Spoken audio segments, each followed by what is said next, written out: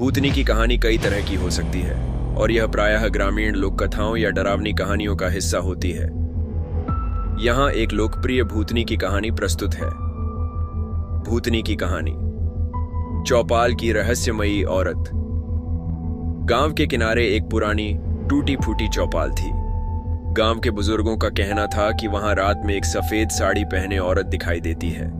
लोग कहते थे कि वह औरत भूतनी है जो किसी कारणवश इस दुनिया में अटकी हुई है।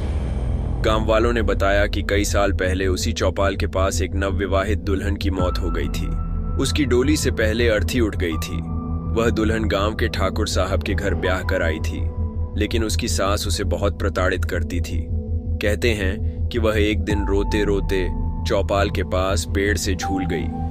तभी से उसकी आत्मा वहां भटक रही है। रहस्य की शुरुआत हर रात 12 बजे के बाद चौपाल के पास से अजीब अजीब आवाजें आती। गांव के लोग डर के मारे उधर जाने से कतराते थे। जो भी उस चौपाल के पास गया उसने सफेद साड़ी पहने एक औरत को पेड़ के नीचे बैठे देखा। कुछ लोगों का कहना था कि उसकी आंखें सुर्ख लाल थीं और वह हवा में तैरती थी। एक साहसी युवक का सामना गांव में एक युवक था जिसका नाम अर्जुन था। वह इन कहानियों पर विश्वास नहीं करता था। उसने तय किया कि वह चौपाल जाकर सच्चाई का पता लगाएगा। एक रात वह अकेले चौपाल पहुंचा। जैसे ही वह वहां पहुंचा, उसने एक औरत को पेड़ के नीचे देखा।